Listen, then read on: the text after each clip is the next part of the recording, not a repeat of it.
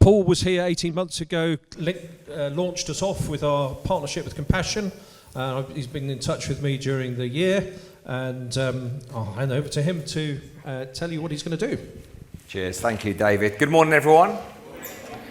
That's a good response. Sometimes I go to churches and you get like one person say good morning. Fantastic. I'm an interactive crowd. I love that. Well, it's a privilege to be here once again with you this morning and recognise a few faces from 18 months ago and also Commission Festival last year. Was it Commission Festival? Who goes to Commission Festival? Fantastic. I'll plug it for you. It's a great space to be in the summer, so if you need to go somewhere for a few days at the end of August, go to Commission Festival. It's brilliant. Oh, it's not on this year? Oh, okay. What am I going to do at the end of August with the time now? Okay, brilliant. Well, 18 months ago, we shared our hearts with you around the space of compassion and the work that we do with local churches. And we saw 30-something children sponsored, which was incredible. And this morning, before we just take a look at another video and share a family story with you, I'd like to just give you an update on the impact that you're having as a church community through the sponsorships that are here at Grace Church. And so, over the course of our partnership, and really since people began to sponsor children here, because some children were sponsored before we even officially partnered here as a church, but there's been over 10,000 hours spent by the children at these projects. For those of you that don't know, when a child's sponsored and is part of the program, they go to the local church every Saturday and spend the whole day there, where they receive nutritional meals, education, hear about the love of God, and many of them respond to the gospel. And they're able to play, build friendships within a safe context and environment. And so the hours spent by the children at these projects means that they're not walking around the streets, they're not hanging around the streets, they're not putting themselves in a vulnerable position and exposed to some of the things that happen within these communities of severe poverty. And so through your sponsorship as well, there's been almost 3,000 meals that have been given to these children. Many of the families that we support, they really are the poorest of the poor. They're surviving on less than $2 a day.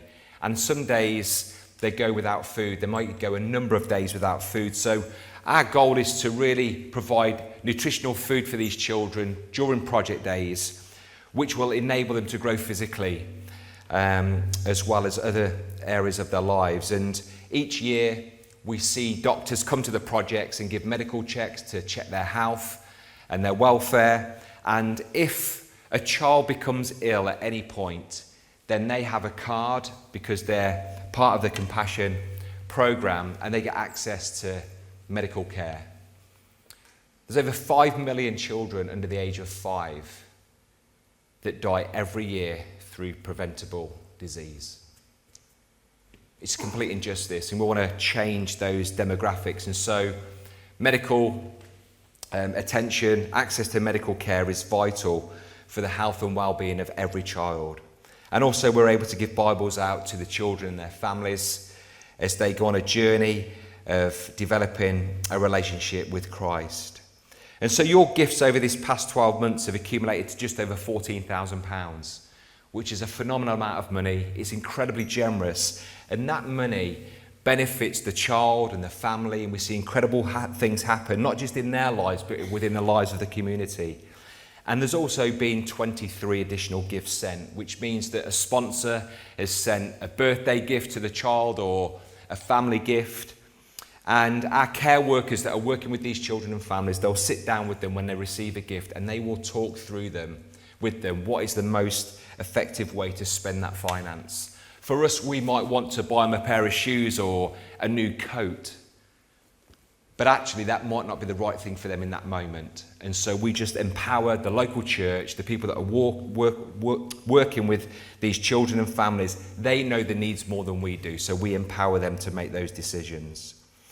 And for those of you that sponsor, you know you get an opportunity to write to each child that you sponsor. And so there's been 105 letters sent from the children this past year, but 66 letters sent from yourselves. And I just want to encourage you, if you're sponsoring here this morning, to continue to write to the children. Sometimes you may not feel you're getting much back from the children, But every word that you write, every word of affirmation, every prayer that you write, it affects the child.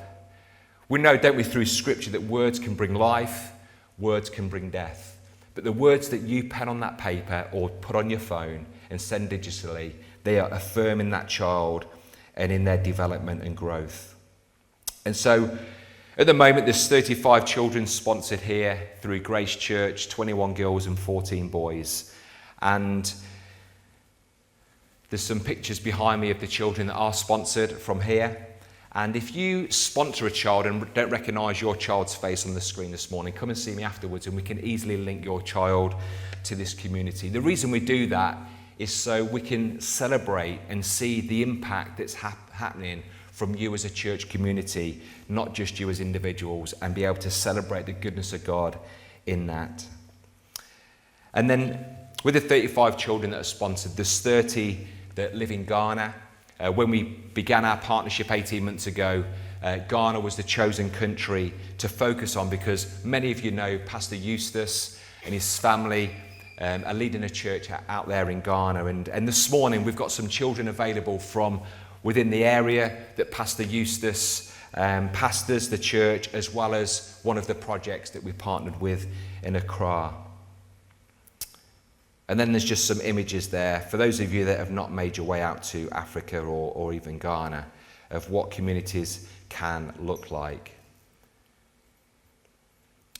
And so in Ghana right now, 15% of the population have access to basic sanitation. Only 15% have access to clean water. And so we want to change, again, those demographics. So the churches that we partner with, the communities that we work with, we're not just sponsoring children for their well-being and their growth holistically, but we want to be able to engage in education. We want to be engaging in water projects that can bring safe sanitation to these areas, which change the demographics of attendance to school because children aren't missing school because they are ill through waterborne diseases, and also they're not needing medical care because they're not getting ill through the dirty water that they're drinking. And then 22% of children aged 5 to 17 are engaged in child labour. 1/5 of the country of children are engaged in child labour. We want to change those statistics. We want to give children a hope and a future and a purpose where they're not subject to those types of things. And then 49.3 children in every 1,000 births in 2018 died. And so we are engaging in child survival, which means that the mums and the babies are cared for before the birth and afterwards, so we again can change those demographics and the challenges that we see within these communities of severe poverty. And so I just want to take a moment to say a huge thank you to those of you that are engaging with us.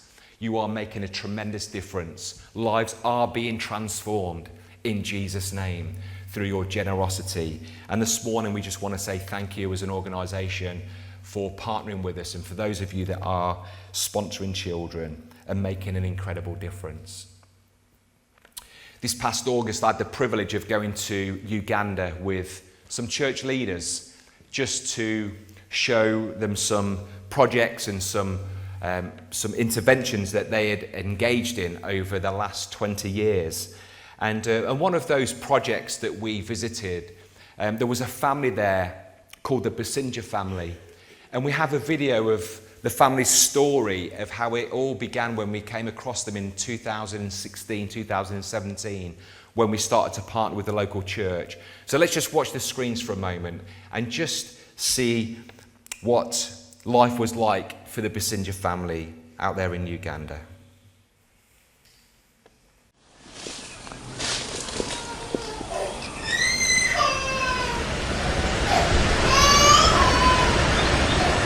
It was early one morning, and I was going to work in my banana plantation when I found a baby crying.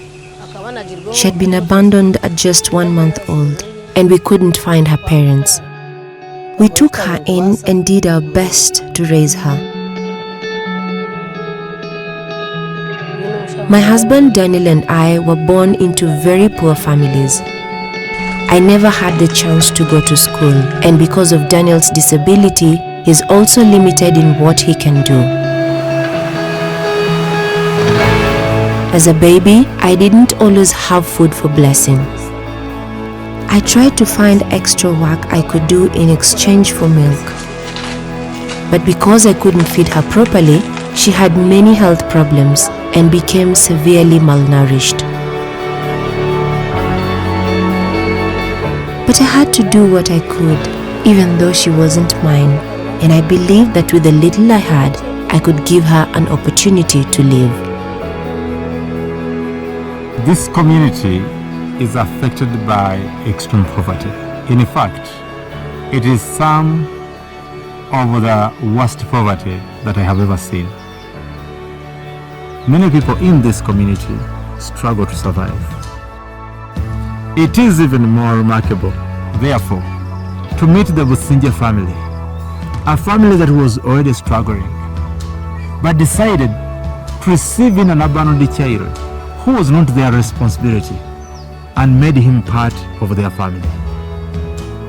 But they made a choice to step in and help because they thought that was the right thing to do. We had a small piece of land, but not enough to sustain us.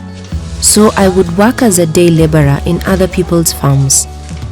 And Daniel sold the products he made as a blacksmith to try and get enough food to feed our family. But things got really hard when our regions suffered drought, and we entered into severe famine. I didn't have food to feed the children. So when Compassion came to our village, we were so happy. There was new hope in the community. There was so much joy. Everything has changed. Blessing and 2 of her brothers are now sponsored. They are going to school for the first time, and they are so happy. What has happened in this community is clear evidence that the cycle of poverty can be broken. When you look at Compassion's impact, in a community where less than 10% of the children are able to go to school, and the partnership between Compassion and the local churches, where that has been turned around to enable over 90% to be able to access education, that's remarkable. The transformation that is happening here within a short time is incredible. And the long-term effect of this transformation will be felt for many years. I truly believe that our response to poverty should be like the one of the Businja family. When they found this abandoned baby in their banana plantation, they were left with a choice. Instead of turning away, considering that that was too much for them to take on, they asked a question: what can we do? They decided to take this baby into their hands, into their home, and into their family. They decided to begin with a child. We named this child Blessing, which means God have mercy, because our prayer was that God would have mercy on us in our very poor state. And I can say that Blessing has truly been a blessing.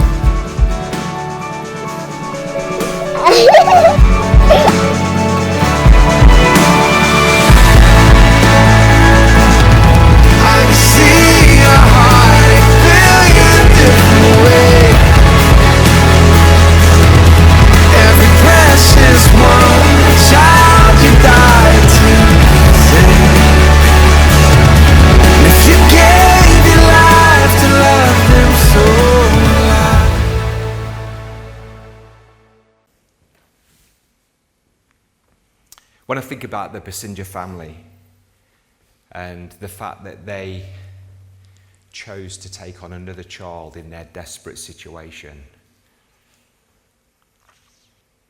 having themselves grown up in severe poverty, having very little,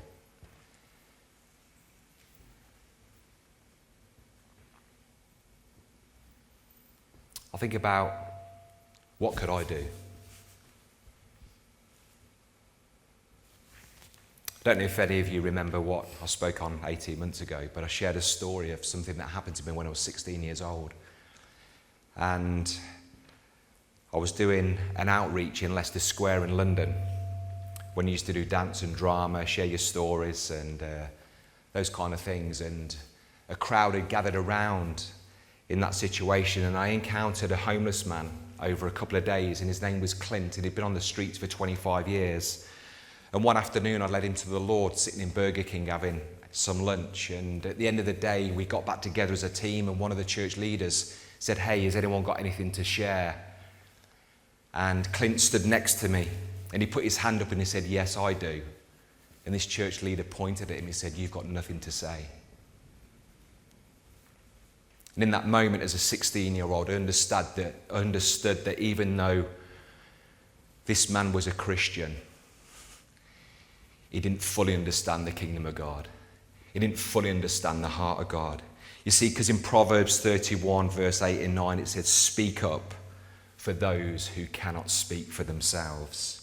For the rights of all who are destitute, speak up and judge fairly and defend the rights of the poor and needy." That is our responsibility of followers of Christ. And God did something in me that day as a 16-year-old boy that I believe has led me to do what I'm doing exactly right now. You see, when you visit these communities of severe poverty, it leaves a mark on you. And I visited the Basinja family's home in August, as I said, and what blew me away was not the fact that Blessing has got access to education and healthcare and goes to the project and is thriving, and all of them have responded to Jesus. It was what I saw around their home and their community and at the project and at the church that blew me away. And I thought the power of sponsorship, the power of standing alongside someone in severe poverty is unbelievably transformational. You see, when I visited the home, I saw that Daniel was no longer sitting there with 2 sticks, pumping air into bags to put air onto the fire to stoke it so he could heat up metal to shape it as a blacksmith. I saw him sitting in a little workshop that they'd built on the back of their house. And he was turning a bicycle wheel that somehow was pushing air into the fire. And he shared afterwards that he no longer has to not work when it rains or when it's really windy, because his fire's protected from those elements and he can work every day. And because he's been able to do that, he's been able to provide more money for his family, which has enabled him to buy a field where he can graze goats and grow food. I saw outside his front door a tap just sticking out the ground, which when turned on had more water pressure than what I've got in my own home. You see, Penina no longer has to walk 1.5 kilometres to a reservoir, which is basically just rainwater gathered where goats and cows and other animals go and drink from, and get a container and fill it up with water to take back to Daniel, not just for them to drink as a family, but for him to be able to cool down his tools. He just needs to crawl outside his house, and he's got water right outside his front door. You could see on the video that Daniel was crawling round on his knees. He's done that from the day he was born. He's never been able to walk. But what I saw was a wheelchair that had been bought by a couple of men who was there right when the project was opened and who sponsored Blessing and her brother. And so Daniel no longer had to crawl 1.5 kilometres to church and back every Sunday on his knees, because he now had a wheelchair that Penina could push him along in. I saw that Daniel was a man full of dignity, full of confidence and hope, because he felt that he was able to provide for his family in such a good way and that his family was thriving now. and that he no longer was ignored by his neighbours who years before said no to him grazing his goats on their land because they had no respect for him because he was a man who had disabilities. At the end of our visit to their home, he addressed us as friends, and he spoke with such confidence. And the man that I was standing next to said, I was here 7 years ago, and that the man that I saw was a shadow of what I saw today. One of the lines that we sung in a song early this morning was that God shines in the shadows. He certainly does. And he was shining through every word that Daniel spoke to us. When I went to visit the project just up the road after our visit, I don't know if you recognised on the video, there was maybe 1 or 2 small buildings and then a load of tents around. But in 2016, there was 18 church members praying, reaching out with the gospel of hope to their community, serving children who were desperate. Lenny, the country director, said in the video that there was only 10% of children within that community engaged in education. But this small church, 18 people, trying to give food and look after these children, and we partnered with them in 2016. For those of you that are good at maths, that was only 8 years ago. And when I walked up to the project, I saw multiple buildings, and I said to the pastor, I said, how come you've got all these buildings? He said, well, through our partnership, we've been able to see the church grow and thrive. We've been able to be, Compassion has enabled us not to just serve these children, but to reach out to these families. There was a church that put a water intervention into the project, which cost £30,000, and the church has then been able to spur off multiple taps within a 1 kilometre distance that's now serving 20,000 community members with safe water. He says, because we give safe water, then the gospel is open to every home. Even the Muslims are happy to talk to us. He says, and now we have 400 members in the church. The church is thriving, it's growing. God's doing incredible things throughout our community. You see, when we partner with our brothers and sisters, when we work through in the local church, God moves. He moves in incredible ways, and I know for me as an individual, before I even start to work for Compassion and had the privilege of going out to the field, I used to write to my children that I sponsored, and I thought, I'm doing a good thing, I'm doing a godly thing. Justice is flowing like a river, and righteousness like a never-failing stream, because I'm engaging in poverty. I'm giving money every month, I'm writing to children, we're praying, and we're taking our family on this journey of understanding what poverty really is like and the difference that we can make. But I never fully understood the concept of actually what I'm doing for that child has a ripple effect within their family and within their community, within their region and within their nation. You see, there's some pictures you can just hear with the Basinja family, and there's Daniel in the blue and orange shirt in his little workshop. Even that photograph with his little boy there, he's just a proud man. But this guy in the middle, James, he's a guy that spent half the trip with us. And I said to James, tell me a story. See, James works for Compassion International at the Uganda office, and he oversees all the water interventions that happen throughout the country. He said, well, my story began with Compassion when I was 8 years old. He said, me and my mum and dad lived in this rural part of Uganda, and my dad had no work. So he took me to Kampala, and we lived in a slum together where we could get work. Over time, he met another woman, divorced my mum, and I was growing up in extreme poverty. He says, and I got an invitation to go to the local Compassion project because we were so desperate. And I was a sponsored boy. He says, and when I was 10 years old, I said to my care worker that I wanted to be an engineer. And she said, James, do you really understand what you're talking about? Like what engineers really do. And he said, yes, I know exactly what engineers do, and I'm going to be an engineer. And so we went through the Compassion program.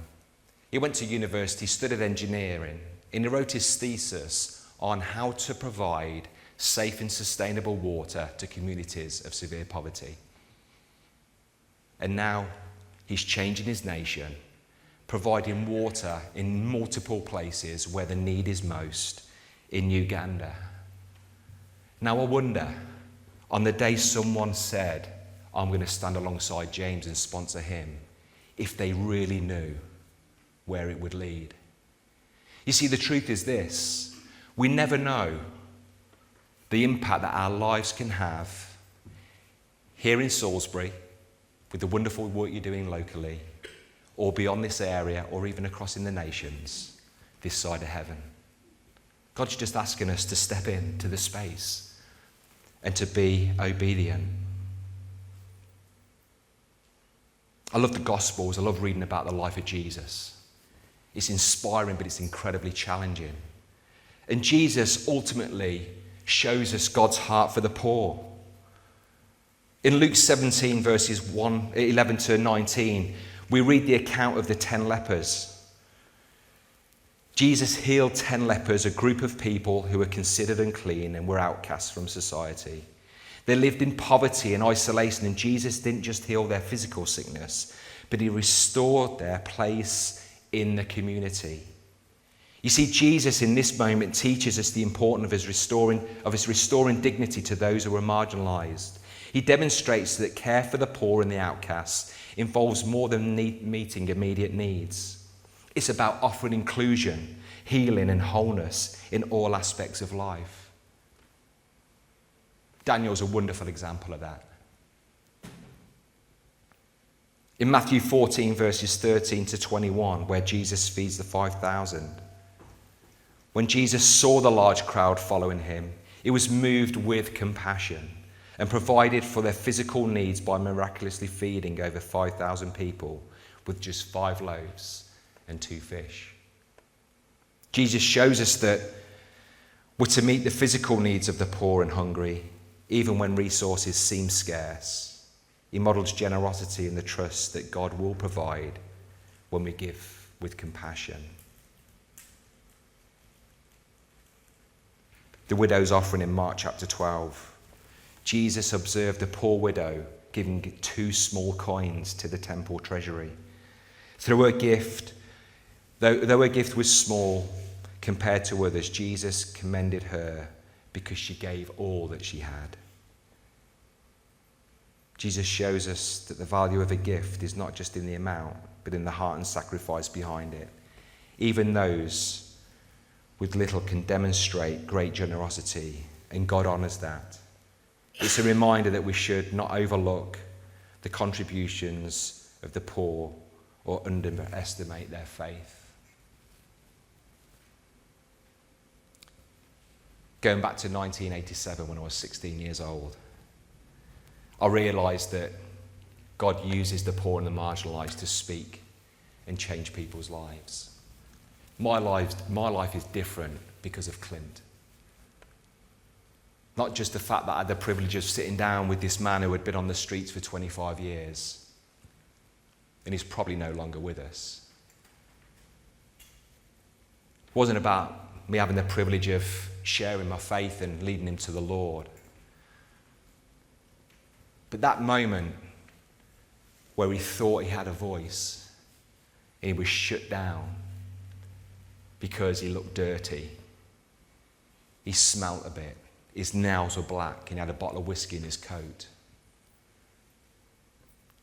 It taught me the lesson that actually, as a follower of Christ, it's my responsibility to advocate to the poor and to speak for those who cannot speak for themselves.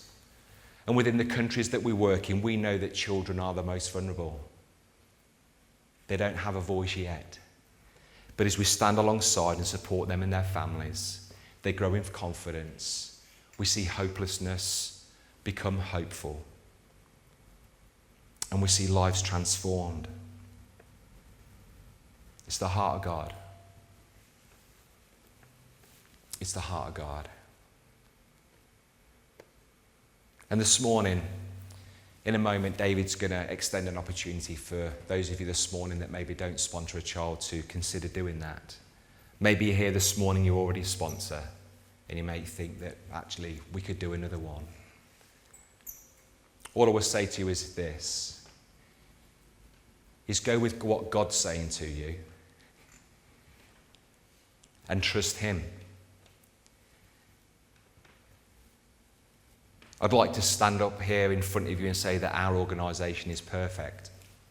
It's not. We have challenges. Maybe some of you here this morning have sponsored children, have been disappointed at maybe the lack of letters you've received or the lack of detail in a letter. And I get that. I get disappointed too. But what I can say with full confidence and 100% is that we are an organisation full of integrity, that we will do our utmost to ensure that where there is difficulties, where there is wrongs and where things need to be put right, we will do our utmost to do that. But I know that through our obedience of standing alongside some of these children, transformation takes place. We are changing the world for Jesus. And I don't say that lightly. The things that are happening in some of these communities are incredible. And so as an organisation working in 29 countries, partnering with local churches, frontline churches, because we know that the churches don't shrink back. They stand up and step up into these spaces of poverty and do the work of Christ. They are the hands and feet of Jesus. We work in communities where the government are not interested. Other organisations aren't interested because it's so hard and it's so difficult. But Jesus is the hope, right? And the local church is the expression of Christ, the expression of God here on earth. And so the 8,600 churches that we partner with, they are incredibly working with 2.6 million children. Now that is amazing. But the reality is this. There's 333 million children still living in severe poverty. It's overwhelming. The figures are huge. What can we really do? Well, my encouragement to you today is to say what Lenny said on the video is just to begin with one child. You will make a mark, you will make a difference in that child's life.